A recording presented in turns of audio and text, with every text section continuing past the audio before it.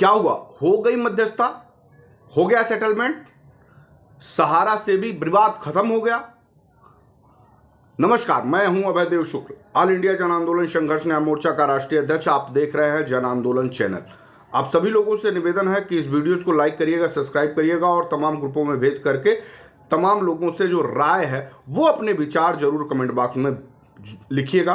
और आप कहां से हैं, अपनी पूरी एड्रेस और आइडेंटिटी और आपका कितना पैसा फंसा हुआ है, इस सभी को कमेंट बॉक्स में लिख करके हम तक जरूर पहुंचाइएगा और इस पे अपनी राय जरूर दीजिएगा। मैं फिर कह रहा हूं, आखिर क्या हो गया? सहारा से भी विवाद में सहारा से जुड़े जो लोग, तमाम लोग बड़े बड़े दावे कर रहे थे कि इस डेट पे सहारा और सेबी में सेटलमेंट हो गया है। सहारा के आगे सेबी ने सिलेंडर कर दिया है। अब पिक्चर और तस्वीर एकदम साफ साफ निकल करके आ गई है और 4/2/2025 नई डेट आ गई है।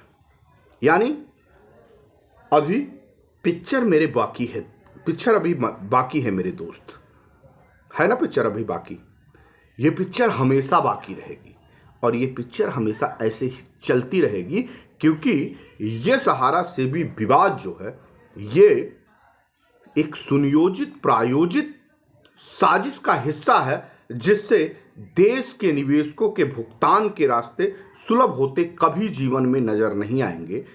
और ये प्लानिंग सहारा के प्रबंधन तंत्र के द्वारा रची गई है। ये साजिश इस नाते भी रची गई है कि देश के निवेशकों को एक ढेला वापस ना करना पड़े। इसके एवज में तमाम राजनेताओं, तमाम कानूनी कार्रवाइयों में पैसा चाहे जितना पानी की तरह बहा देना पड़े, क्योंकि ये पैसा उनके बाप का नहीं है। ये पैसा हम गरीब परिवार के लोगों का है, जो बड़ी गाढ़ी कमाई, बड़ी मेहनत के साथ सहारा समूह के अंदर सहारा के एजेंटों के द्वारा ले जाकर के लगवा दिया गया था। और अंततः हुआ वही जिसका पहले से ही हमको अंदेशा था और पहले से ही ये बात तय थी। ये तो मैं बार बार इस नाते कह रहा था कि सहारा सेबी को प्रायोजित तरीके का हथियार बना करके सहारा के एजेंट जब बड़े पैमाने पे फंसते हुए दिख रहे थे, जनता उनसे सीधे सवाल जवाब आंदोलन के डरों के नाते करने वाली थी। मामला सब पिक्चर पानी की तरह क्लियर हो गया था, दूध और पानी का पानी हो गया था। उसमें पर्दा डालने का काम सहारा के तमाम एजेंट कर रहे थे। वो एजेंट कौन थे? वो एजेंट वो थे जिन लोगों ने आज सहारा को इस मुकाम पे ले आकर के खड़ा किया है और देश भर के निवेशकों के पैसे कूट रचित साजिश करके पहले उनकी जेबों से लिया, उसका निजी उपयोग किया, तमाम बड़े बड़े बिल्डिंगें बनवाई, ऑफिसें खोली, तमाम जमीन और जायदाद लिया, गाड़ी घोड़ा व्यवस्था ली, अपने बच्चों को अच्छी तरीके से पढ़ा लिखा करके विदेशों तक में भी भेजा और 2022 तक वो जनता की खून चूसते हुए 2021 तक जनता के खून चूसते नजर, कुछ तो 22 तक कर रहे थे। कन्वर्जन पे कन्वर्जन करा करके उनको सहारा और सेबी के विवाद में उलझा करके पैसा देने की जब बात आती थी तो सहारा सेबी में सुप्रीम कोर्ट में केस है, इसका हवाला दे देते थे। इसका खंडन ऑल इंडिया जन आंदोलन संघर्ष न्याय मोर्चा ने सबसे पहले कर दिया था और ये बता दिया था कि एम्बार्गो नाम की कोई चिड़िया नहीं है और ये साजिश कर रहे थे और साजिश का पर्दाफाश किया ऑल इंडिया जन आंदोलन संघर्ष न्याय मोर्चा ने। तब जाकर के बड़ी लंबी लड़ाई लड़ने के बाद सुप्रीम कोर्ट ने भी सरेआम ये बात कह दी थी कि एम्बार्गो की कोई चिड़िया नहीं थी। ये लोगों को गुमराह कर रहे थे और गुमराह करते करते सहारा से जुड़े तमाम निवेशकों का पैसा डकार करके बैठे हुए थे। स्वयं जो पैसा इन्होंने लिया था, कई ऑफिसों पे लगता है कि फर्जी जाली अपने कागज बना करके अपने हाथों से ही तमाम निवेशकों को थमा दिया गया था। तभी तो जब केंद्रीय रजिस्ट्रार सोसाइटी यानी सीआरसीएस के पोर्टल पे दावे किए गए और उस दावे के दौरान आधार कार्ड सही, पैन कार्ड सही, बैंक की पासबुक सही, लेकिन सहारा का बॉन्ड फर्जी फर्जी फर्जी फर्जी साबित हो रहा था और मिसमैच दिखा रहा था। बार बार मांगने पे भी डाटा पेश नहीं हो रहा था। डाटा है कहाँ जो पेश किया जाएगा। इसका मतलब ये है कि ये सहारा की जितनी सुनियोजित चाल थी उससे कहीं बड़ी साजिश एजेंटों की थी। एजेंट निवेशकों से पैसा लेते थे सहारा की कंपनी में लगाने के नाम पे। सहारा की कंपनी में ना लगा करके वो पैसा अपने निजी उपयोग, अपने परिवार के, अपने व्यवसाय के, अपने साइड व्यवसाय के, अपने जमीन जायदाद में, अपने बंगले बनवाने में, अपने घरों को सजाने में, गाड़ी घोड़ा लेने में, तमाम तरीके के दुकान, व्यवसाय, मकान बनवाने में उसका निजी उपयोग कर डाले और फर्जी बॉन्ड थमा डाला देश के निवेशकों का। भला सीआरसीएस में दावे करने वाले उन लोगों को उनका पैसा कैसे मिल पाता, क्योंकि वो कागज स्पष्ट अब दिखने लगा है कि वो फर्जी जाली बना करके दिया गया है। ऐसे देश के तमाम करोड़ों लोगों को दिया गया है। अब ये शंका पूर्ण रूप से विश्वास में तब्दील होता जा रहा है। अब आज बड़े जोर शोर से 12 तारीख को लोग ये बात कहते हुए दिखाई दे रहे थे, लोगों को गुमराह करते हुए, क्योंकि आंदोलन अपना काम कर रहा था। बड़े पैमाने पे आंदोलन दबाव बना रहा था और बड़े पैमाने पे जनता तक ये बात पहुंच रही थी। जनता सीधे एजेंटों से पूछ सकती थी, जनता एजेंटों के ऊपर बड़े पैमाने पे दबाव बना सकती थी। इस दबाव को कम करने के लिए, इस दबाव को रोकने के लिए पहले आंदोलन को तोड़ा गया, तमाम साजिशें की गई कि आंदोलन कमजोर हो जाए और उसके बाद तमाम लोगों को यह गुमराह करने का षड्यंत्र बनाया गया कि सहारा और सेबी में सेटलमेंट हो गया। हो गया सेटलमेंट, कल से ऑफिस खुल जाएगी, पैसा कल से लोगों को मिलने लगेंगे, क्योंकि माननीय सुप्रीम कोर्ट ने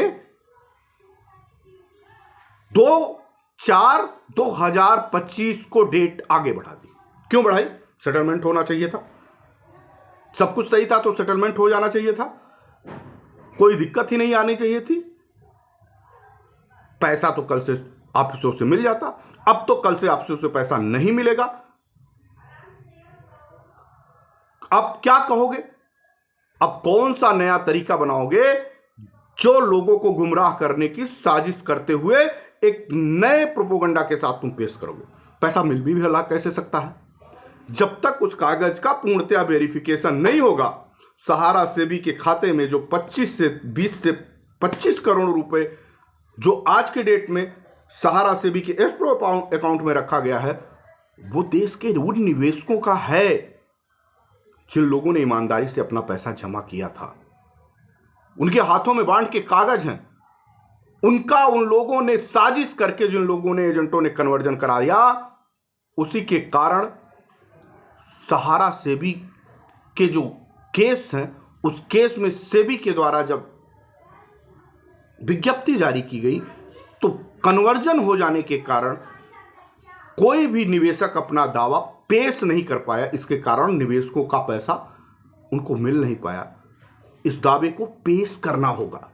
मैं बार बार ये कह रहा हूं, अगर वो पैसा लेना है तो इस दावे को सुप्रीम कोर्ट में पेश करके जनता की तरफ से बड़ी पीआईएल में उनसे बहस करनी होगी, लड़ना होगा। और यह काम सिर्फ पीआईएल कर सकती है, कोई रिट याचिका नहीं, कोई आईए नहीं, जनता की जनहित याचिका कर सकती है। और जनहित याचिका के लिए ही ऑल इंडिया जन आंदोलन संघर्ष न्याय मोर्चा अपनी पूरी ताकत लगा रहा है। और इसी के नाते ऑल इंडिया जन आंदोलन संघर्ष न्याय मोर्चा ये कोशिश कर रहा है कि हमको कितना भी दिन लग जाए, लेकिन हम सुप्रीम कोर्ट में पहुंचे तो जनता की अदालत लेकर के पहुंचे और जनता की तरफ से अपने वकील खड़े होकर के इस दावे का सत्यापन करा करके उनकी कलई खोले, जिस विवाद को इन्होंने 13 सालों से जन्म दे करके रखा हुआ, पाल के रखा हुआ है। इसके पीछे ये साजिश करके तमाम जमीनों का भी खरीद फरोख्त करके बेच रहे हैं, औने पौने दाम में जनता को गुमराह कर रहे हैं। एक नई डेट के लिए और जनता किंग कर्तव्य विमूढ़ होकर के इनकी सभी बातों को सुनने पे विवश हो जा रही है। ऐसे में हम सभी लोगों को अपने मूल उद्देश्य से नहीं भटकना होगा और अपने पैसे के भुगतान के लिए संयुक्त ऑल इंडिया जन आंदोलन संघर्ष न्याय मोर्चा के साथ खड़ा होना होगा और तमाम एजेंटों के घर पे जा करके उनके पैसे के दबाव बनाने होंगे और उनके खिलाफ भी बड़े पैमाने पे एफआईआर दर्ज करना होगा। अगर वो लोग आंदोलन की महत्वपूर्ण भूमिका में साथ नहीं खड़े दिखाई देते हैं, वो आपकी हकों की लड़ाई नहीं लड़ते हैं, तो समझिए इन लोगों ने जाली कागज बनवा करके आपको दिया है। इसी कारण ये आप लोगों को गुमराह कर रहे हैं। आज सब कुछ पिक्चर की तरह क्लियर हो गया है। कल आपके सामने फिर दिखाई देगा कि एक नया प्रोपोगंडा करेंगे, नया बहाना बनाएंगे और देश के निवेशकों को गुमराह करने का काम करेंगे। लेकिन ऑल इंडिया जन आंदोलन संघर्ष न्याय मोर्चा इनका समय समय पर खुलासा करता रहेगा। आज भी निवेशकों के हाथ में कुछ भी नहीं लगा, ये गुमराह करते रहे। इनकी बातों को मैंने और इसी नाते प्रायोजित किया था कि देश भर तक ये बातें पहुंचे, क्योंकि ये लोग पॉजिटिव खबरों को ग्रुपों में डालते हैं और निगेटिव खबरों को छुपाने का प्रयास करते हैं ताकि जनता के पास तक ना पहुंच पाए। तो आइए मिलकर के इस खबर को शेयर करिए, लोगों तक पहुंचाइए और सुप्रीम कोर्ट में जनहित याचिका जो लगी है इसका साक्षी होइए, इसके साथ खड़े होइए। अपने Aadhaar card, PAN card, bank passbook की फोटोकॉपी संगठन के द्वारा जो आपका लगाया जा रहा है PIL, उसमें अपने दावे प्रस्तुत करके सुप्रीम कोर्ट में अपनी पूर्ण भुगतान की दावेदारी प्रस्तुत करिए, तभी पैसे का भुगतान होगा, अन्यथा कोई दूसरा रास्ता नहीं। मैं तब तक इंतजार करूंगा जब तक आपको बात समझ में नहीं आ जाएगी। ये लड़ाई तब तक जारी रहेगी जब तक आपको पूरी तरह से बात समझ में नहीं आ जाएगी कि कौन झूठा है और कौन सच्चा। धन्यवाद। जय हिंद। वंदे मातरम।